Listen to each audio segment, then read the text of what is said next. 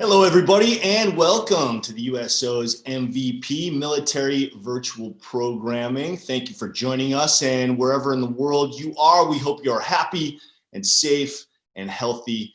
And my guest today really needs no introduction. He's instantly recognizable, but I will introduce him anyway, the one and only Al Roker from the Today Show, of course. Al, great to have you with us today.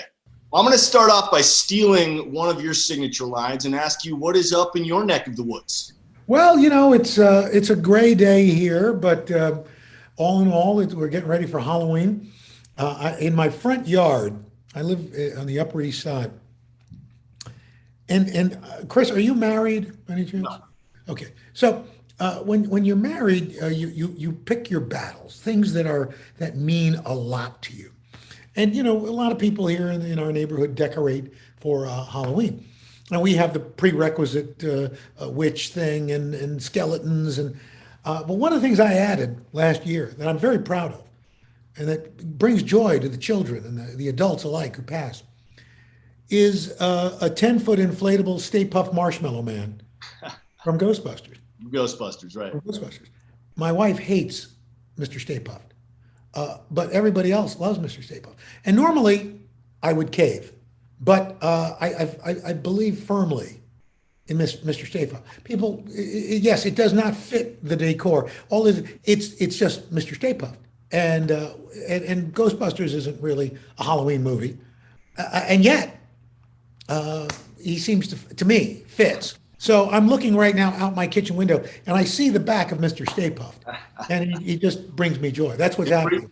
So you have decided to pick this battle. That's my battle, is Yes. Mr. Stay Puft. And by the way, and my wife knows intrinsically that I'm correct, because literally people are taking pictures in front of our house all the time. And it's not, and they weren't doing it before I put up Mr. Stay Puft. I almost capitulated and didn't put, and I said, no, I'm going in with Mr. Stay Puft. You know, I have to say, you must have a very happy and stable marriage if one of the battles that you chose was putting up Mr. Stay Puft inflatable in front of your house. So congratulations to you. Thank you very much. Thank you. Very cool. Hey, you're no stranger to the USO. In fact, you set a world record for weathercasting. I think it was nearly 30 hours straight of weathercasting to benefit the USO, which, by the way, thank you very much for that. But describe that experience. How far into it did you think this might have been a bad idea? You know, interestingly enough, Chris, and you know, maybe it's not that interesting. You know, whenever anybody says, you know, it's interesting or, you know, it's funny, it rarely is. That said, the first 15 minutes in, I thought, I can't do this. This is ridiculous. And then I got a half hour in and I started feeling, and then once I hit, for some reason, once I hit an hour, I was fine. I said, I know I can do this. I know I can do, you know, but it was like, you know, not the humble brag because I've only done it once. I ran the New York City Marathon. And as I was going up over the Verrazano Narrows Bridge, I thought, I can't do this. This is ridiculous. And by the way, when I say I ran the New York City Marathon, I'm using running very loosely. Yeah. You know. Completed it. However you got there, you got there. There you go. It's all about completion. Hey, I want to remind everybody who is joining us for my conversation with Al that you can ask Al a question if you would like. Simply use the Q&A feature at the bottom of your screen. Type it in there, and we will try to get to as many of those as possible. And now we actually do have one. I see. The Q&A box there from Richie Whitmer. Yeah, he's stationed at Incirlik Air Force Base in Turkey. And he's, I guess he's asking about your appearance on Seinfeld. Yes. He wants to know what you thought of Jerry's gyro. Well, I never actually ate the gyro. The gyro was pretty cold and pretty disgusting. But Richie, the interesting thing is, again, there's that phrase again. I actually went to college with Jerry Seinfeld. The first 2 years, we were both at State University of New York at Oswego. He left and went on to obviously stardom. But what was very nice was he remembered me, and they asked me to come out and do a behind the scenes of Seinfeld. And then they wrote this episode that, you know, it's my It was my TV. I was on the cover of a TV Guide, which, by the way, I was never on the cover of a TV Guide. But and George Costanza's dad, Frank, collected the TV guide. So anyway, that was one of the subplots. And uh, it, what was interesting about doing this, and this is to me truly interesting, was that they were still writing the script while we were filming. I got there at like 8:30 in the morning, partly to do the interviews and stuff. We filmed my part at 10 in the evening. They start filming right like around 7, and the audience is loaded in at around 6:30, 6 o'clock. And I left, the audience was still there. Yeah. But it was kind of fun, and to be part of that lore. The episode is called "The Cigar Store Indian," and ironically deals with issues of race and stereotypes and how it creeps into our language. It really was, in a way, ahead of its time.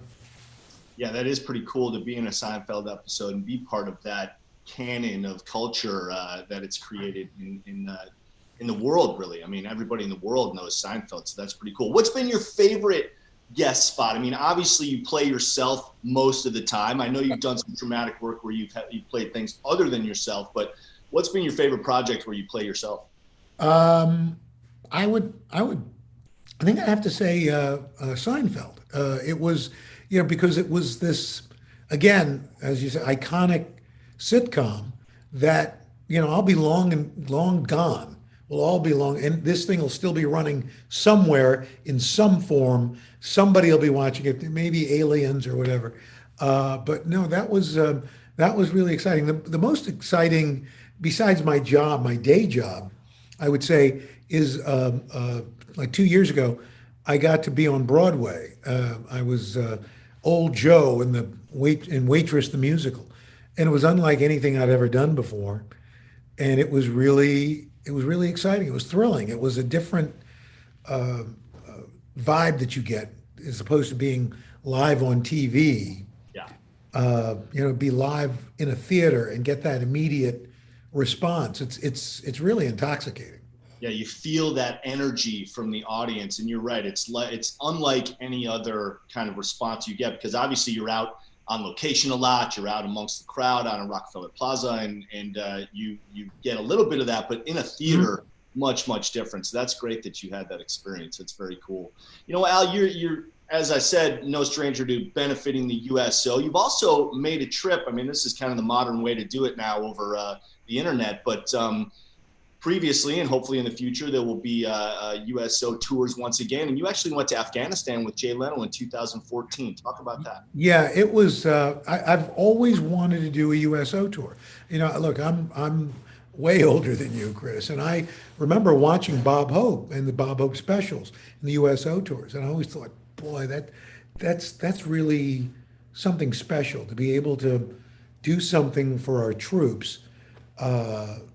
What a great gift, and how we would give up Thanksgivings and Christmases, and so somebody came to me and asked if I'd want to do it, and we came and thought, let's make it like a comedy tour. And I called Jay Leno, and before I finished, he said yes. I want to bring Kevin Eubanks with me, and then we had Eliza Schlesinger, and then Craig Robinson jumped on board, and my gosh, it really was awe-inspiring to see firsthand what our troops go through. This is because you see stuff on TV, but you have no idea what it's like until you've been there. We had just done the Today Show, and then we were getting ready for the USO show. And all of a sudden, we experienced a rocket attack, and this is a way of life. We don't know that back home. We have no idea. And to meet the troops and to meet to hear. I remember there was one major who she ran the meteorology unit, and afterwards she said, "God bless you all, because for 2 hours." I forgot where I was. And that was like, wow.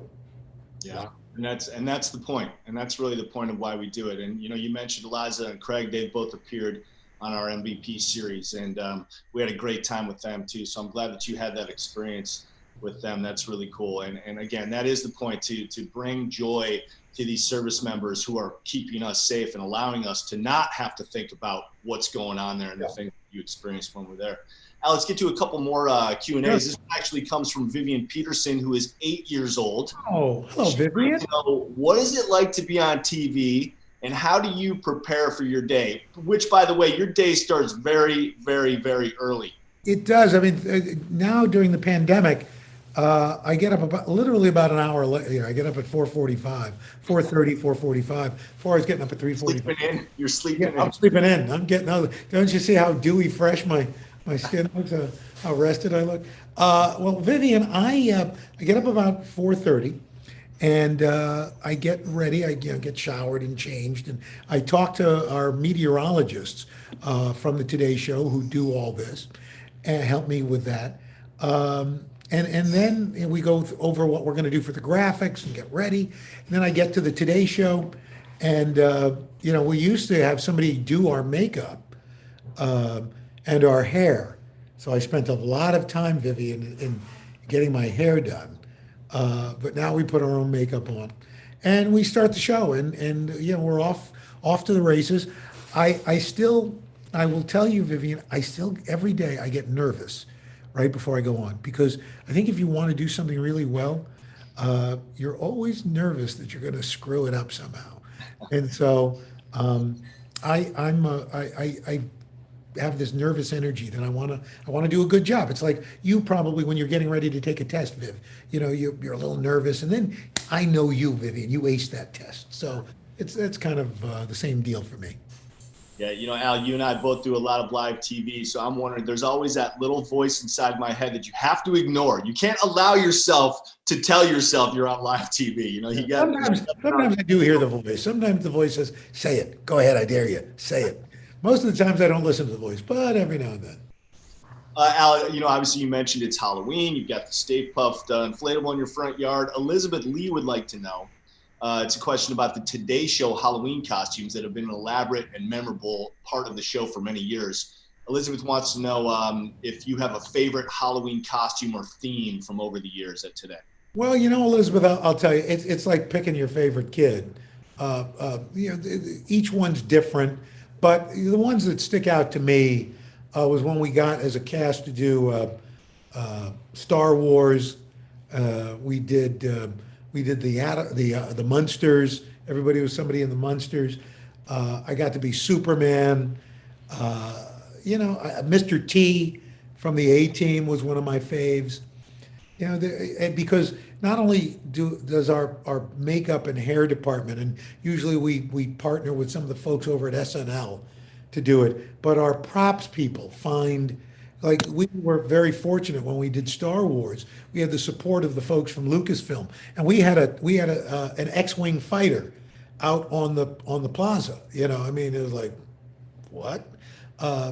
2 years ago, Dylan Dreyer was Marty McFly, and I was Doc Brown, and we had the original DeLorean. It's kind of hard to beat that. Yeah, that's cool. And you guys, I'm sure, are planning something special for this year too. Is it already? We are. Pandemic, a little more subdued, a little more contained, obviously because of the pandemic.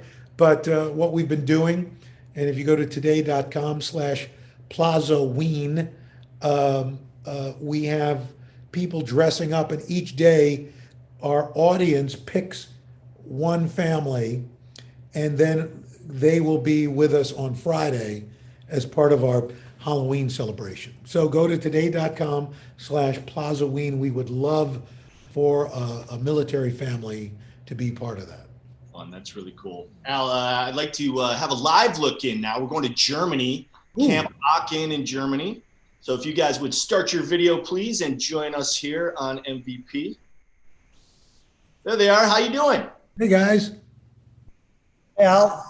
Chris, this is James Joyce from Camp Aachen, Grafenberg, Germany. Hi, James. I've got some soldiers here from 3rd ID out of Fort Stewart, Georgia.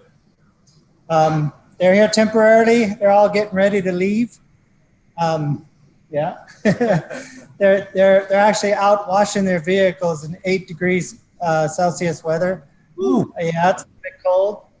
So in our neck of the woods, it's quite drizzly, quite cold. Oof. And Chris already stole one of my questions. Thank you, Chris. Which was that one, James? Just so we know. What's that? Which question was it? So we know. I wanted to ask Al what his weather's like in his neck of the woods, but you already stole that one. Yeah, it's not too bad. It's certainly not 8 degrees, but it is a little drizzly. And we've got another hurricane coming, and we will probably get some wet weather from that on Friday. Well, James, it's great to have you join us. What do you have? You said you have some soldiers there who might have some questions for Al? I do. I'm going to stand up and get out of the way. Ah, So we've got the specialist, or I'm sorry. It's all good. We've got Sergeant Cho. I'd like to ask you a question. hi, Hey, sir. Al, how's it going? Good. Thanks for your service. Anytime. So, Al, here's my question for you. I know you're a big fan of cooking. I heard that from a little birdie. I just want to know what's your favorite meal to cook? Well, I would say a 2.5 to 3 inch bone-in ribeye, grilled. Probably some asparagus, grilled asparagus, and some roasted potatoes. Ooh, that's pretty good meal. You can beat that. Yeah, and if we go a little further for dessert, well, before that, I like a good iceberg wedge blue cheese salad, and for dessert, it would be a blueberry crumble with good vanilla ice cream. Yum. Damn, Wow. damn. Now, Al, you're That's into barbecuing, right? Are you doing this bone-in on the barbecue outside, or are you doing it in the I oven? would like to do it outside, but if it's really nasty, you get a good cast iron skillet, get that thing smoking hot. You sear it, 3 or 4 minutes each side, then you finish it off in the oven at like 450. Yes. I love my cast iron. I use that skillet all the time. Really cool. Hey, thanks for your question, man. More importantly, thank you. Sergeant, what's your favorite meal? Ooh, my favorite meal. One of your MREs. Yeah, probably. Yeah, the defect food. Nah, I'm kidding. Probably can't be a good New York pizza. I'll say that. Excellent choice. Nice. Hi, Excellent. Al. Oh, I got someone here has another question for you, my good friend Eddie. Of course, yeah. Step on up, have a seat, and ask Al your question. Appreciate you guys, man. Hopefully you're staying warm out there. How you doing, buddy? Yeah, just a little. Good. How about yourself? Hey, Eddie, how's it going? Fun. Good. So my question is, if you had only one last story to report on, what would it be? I think it would be about climate change. I think that it's I do believe it's an existential threat. I think that we'll be okay, but our children are going to pay the price. And maybe technology will rescue us, but I don't know that. And so that's, to me, the most important story, because it touches everybody. There are people of color who are more affected by climate change because of where they live and their environments. Elderly people are more affected by it because of their stressed immune systems. It permeates everything, and I just am I think it's the most important story of our time, because it does touch on every part of our lives. Very true. And it's a threat to homeland security. The Department of Defense has said this is probably the number one threat to the homeland. When you think about where most of our bases are, they're along the coast. Well, with sea level rise, they have to be hardened. There's so many aspects of climate change that affect every part of our existence. Thanks for that answer, Alan. Thank you for your question, my man. Appreciate that. Terrific. Thank you, Eddie. Also, Eddie's birthday today. He turned Happy 3 birthday, years Eddie. old. Are you Thank one? you. Are you two? Are you three? Are you four? My kids hate when I do that. Happy birthday, my man. Stay Thanks. safe and healthy out there. We appreciate you guys Thank you, keeping us sir. safe and healthy back home. Right on. Appreciate all you guys out there. Al, yeah, you know what? I mean, speak a little bit more about that, because you probably have a unique, not only insight, but perspective on climate change. Are you ever asked to advise, use your knowledge, many years of meteorology about advising about climate change? Well, I've been very proud of the work we do at NBC News. We have a climate unit, and we work with the other different groups within NBC News, our business unit, our consumer affairs unit, our medical unit, because, as I said, it touches on so much that I think, and what was very heartening to me for the first time, climate change was a major topic in the presidential debates. Because, look, you can choose to ignore it, but at your own peril. It touches on the economy, the amount of money we spend because trying to bring resilience to our buildings, our infrastructure. So much of our infrastructure is really vulnerable to climate change right now, from our power grid to our transportation systems. I mean, you just go down the line. So yeah, we try to we don't try to beat people over the head with it, but when there are reasons to talk about it in our daily weather, we do. Whether, the idea that, look, we've had 27 named storms this year alone. We've had now $17 billion natural disasters this year. There is no longer a wildfire season out west. It's ostensibly, I don't need to tell you, you guys are living through it. And it's, yes, are there issues about forest management? Yes. But on the other hand, and you know this better than most, in California, 57%, more than 57% of forest lands are federal lands. So we need to get everybody together and stop pointing fingers and get stuff done. Yeah, and also stop forgetting about the issue when it's not a problem. We only seem to focus on it when it's a problem, and then when everything settles down, then we go, okay, and we don't pay attention until it happens again. But more and more, it's not settling down, and that's, I mean, all of these hurricanes, well, out of 27 of them, tropical systems, I should say, are all forming far ahead of when they all set records for early formation. We've had 5 or 6 hurricanes rapidly intensify. It's just, you just look at what's going on. You don't have to be a rocket scientist to know that there are these massive changes afoot. And yet, with the pandemic, we saw greenhouse gases plummet, when we were in lockdown, when the world went into lockdown. We can do it intelligently without having to crash our economies. Couldn't agree more. Al, let's stick to a few more questions from people who are submitting those in the Q&A box. Lauren Finnegan's got a broadcast journalism question for you. She says, hi all, Lauren from Northern New Jersey, and she's looking for advice on how to get started in producing and broadcast journalism without any experience. Where should she start in your opinion? Well, I think, Lauren, you start right there at your own home. There's this thing called citizen journalism, where people take their phones and shoot stories about their communities.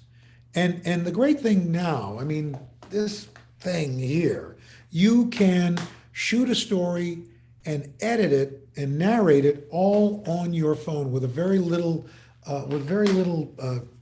follow some really easy tutorials on how to do it. And you start posting those on your social media. And the more you do, the more you'll get comfortable with it. And hopefully somebody sees it and, suddenly, maybe you're being tapped to do things for your local, and you can send that into your local newspaper, or because newspapers now have very robust video sites, or your local NBC station, or whatever affiliate that you have in your town. I think it's easier than ever to get started doing that. Yeah, and I think the main point that you're making, Al, is doing it. Getting started requires actually doing it, and you never know where that momentum is going to build to, where it's going to lead to, and like you said, next thing you know, you could have an opportunity, and all of a sudden your career has been launched. Al, this one comes from Tracy Green. She asks, "Who has been your favorite person to interview?" Oh, that's another tough one. I've been so blessed to be able and fortunate to be able to interview such a wide range of folks. I mean, in one weekend, it was 2016. It was in June. I flew to Los Angeles. I landed like at about 5 o'clock and drove to Beverly Hills and interviewed Don Rickles on his front lawn. I then got up the next morning and in order interviewed Betty White, Carl Reiner, and Dick Van Dyke. And then flew home and interviewed Eddie Murphy. I mean, it was like in a 3-day period. It was kind of insane. But I've gotten from Bill Shatner to Denzel Washington to, each one is special in their own way. I guess the one that really stands out for me is I'm an amateur cartoonist, and I've always been a huge Peanuts fan. And I got to interview Charles Schulz twice, once for the 50th anniversary of Peanuts. And then sadly, 6 months later, after he was diagnosed with colon cancer, and he only had about a month to live, and he asked me to come out and interview him one more time. And it was one of the most heartbreaking interviews I ever had to do, but it was one of the most special ones I got to do. Wow, that's really cool, because you were an aspiring cartoonist, and I know that that's something that you wanted to pursue as a career when you were young. So Yeah. for you to be able to do that for Charles Schulz at the end of his life, that is very, very special. That's cool. Al, let's have one more live look in. We're headed back to Germany, to Fort Grafenwehr. So if they could start their video and join us. How you guys doing? We are doing well, thank you. Sorry about that feedback from the television. It's okay. Al, my name is Gabe Foist. I'm the center manager here in Graf. I'm here with a couple of our soldiers, some of our volunteers, and our paid staff tonight. And I'm super happy to have you here chatting with us. It's great having you in our living room. If I rotate this around, you can kind of see our setting. We actually have a little fireplace setting here to Very nice. make it feel a little bit more like folks are at home. We have folks here in Germany that are stationed here full time. We also get other folks. Take my mask off. You can hear me better. Sorry about that. So that they feel more at home when they're away from home. And one of the questions we were wondering is if you have a favorite memory from when you were working there on the Today Show, what that was, or maybe two favorite memories. Oh gosh. I think one that stands out a little, and it's a more of a personal one in a sense. It was for my 40th birthday, and they surprised me, even though they don't live that far away, but my parents were there, and they're both gone now, and I remember seeing them and thinking how cute they were. They were. It's funny. You especially, I think, our fathers. We tend to see them as these larger than life people, and seeing them together, and I realized, oh my gosh, they're tiny, but they're so cute. And that really was one of my favorites. And gosh, trying to think of another one.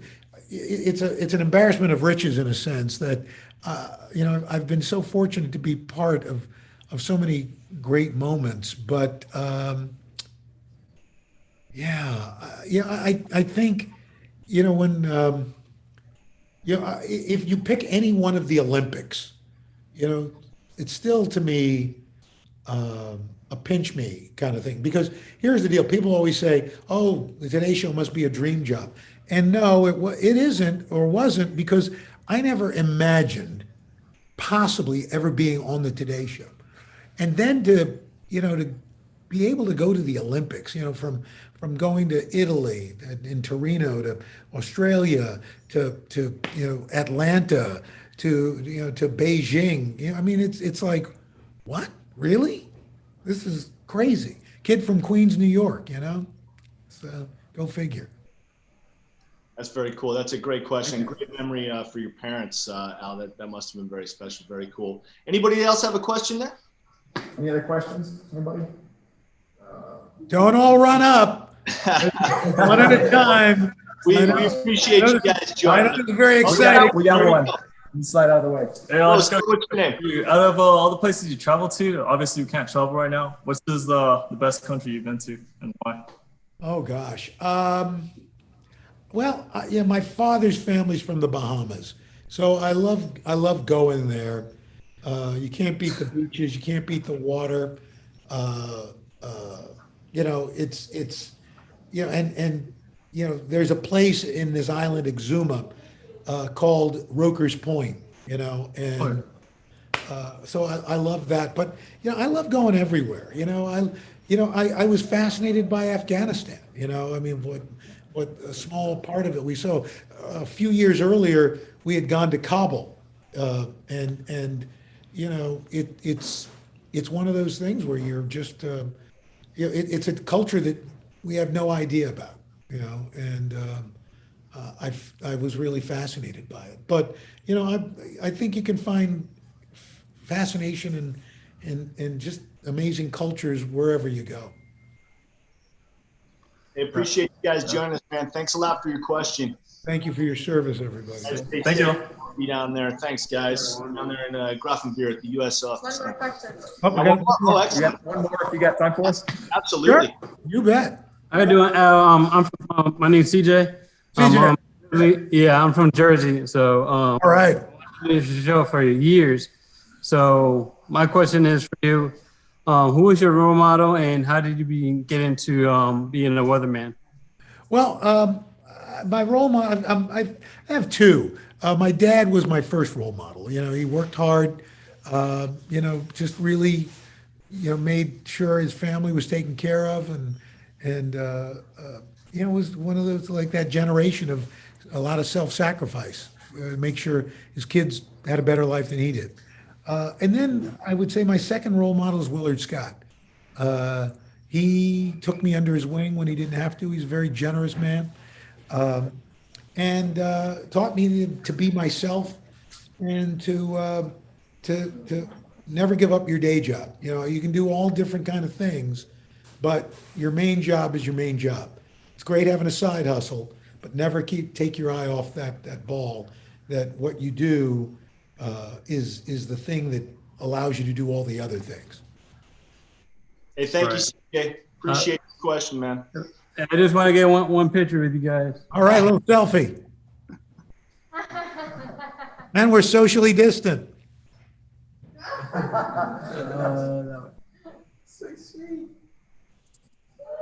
I know. Thank you, CJ. Thanks, guys.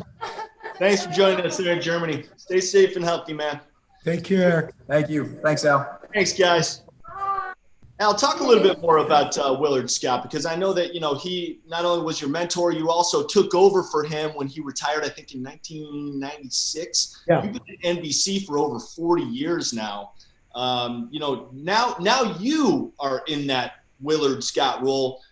I'm sure people consider you their mentors as well. It's nice to be that link in the chain to carry the it's funny. Time, the old saying goes, time flies, and you're the young guy, and then all of a sudden you look around, and you're as old as the parents of the people you work with.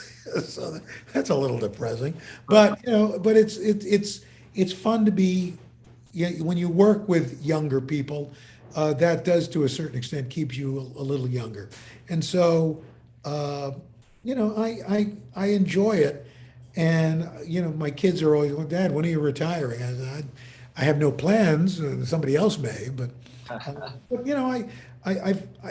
I always marvel at, Walter Cronkite was probably one of the greatest broadcast journalists going.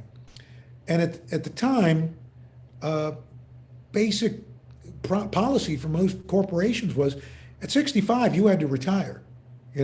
Walter Cronkite still had probably another 10, 15 years in him. And I think we've learned the error of that. I mean, you jump ahead 20, 30 years, and in between some of their issues with their anchors at CBS, they turned to Bob Schieffer, who was like 83 at the time, and he got numbers like they hadn't had in a long time. People don't go by age, they go by experience. And that's what they want to see. And I think that's the secret. Willard decided it was time to step away. But I think, today it might be a different story. He might hang out for a longer period of time. Al, I know that your time is very valuable. You got to jump off. By the way, everybody's time is valuable, especially these days. And sometimes we have too much time because we're stuck at home with everybody or at a base or something like that. But, but I appreciate, listen, I'm happy to drop everything for the USO and for our members of our armed forces. Well, we really appreciate you joining us today. And I want to give you just a couple minutes to offer some words of support and encouragement to the service members who are joining us today. Look, you guys, I hate the saying out of sight, out of mind, because you cannot be out of our minds or our hearts, because what we get to do, what we get to experience as a country. And the one thing that I think, if there is one unifying force right now, at a time when we unfortunately are more polarized than ever, is that there is support for our troops, that we appreciate you. We thank you for your service. We know that you make a sacrifice, not just you, but in a way, more importantly, your families, because you made this choice and they are wedded to it, whether they are spouses, family members, children, siblings, they support you in your endeavors. And one of the things I remember being so struck by when I was in Bagram was the number of families that were stationed there. I saw a number of father and daughter teams, father and son teams, husband and wife teams. I mean, I don't know that I could do, I know that I couldn't do that. That knowing that my daughter is going out on patrol and I don't, my God, and so God bless you and thank you for what you do and anything we can do to help make your life just a little bit easier. That is the least we as Americans can do for you after everything you folks do for us. Thanks, Al. Well said there. I want to let you know that we are truly worldwide right now. We've got people joining us from Qatar, from Afghanistan, from Italy, from Spain, and of course, all over the country here, Maryland, Louisiana, Colorado, people in Japan, Okinawa. So this is going out to a lot of people out, and I'm sure that they really enjoyed our session today. You do a great job on the Today Show, man, keeping us informed and entertained. Best of luck with the rest of your day. And once again, thank you for joining us. And thanks to everybody for joining us. And if you'd like more information about the USO MVP series, simply go to uso.org/MVP, and all the info is right there. Al, thanks again, my man. Thank you, Chris. Really appreciate it. Bye, everybody.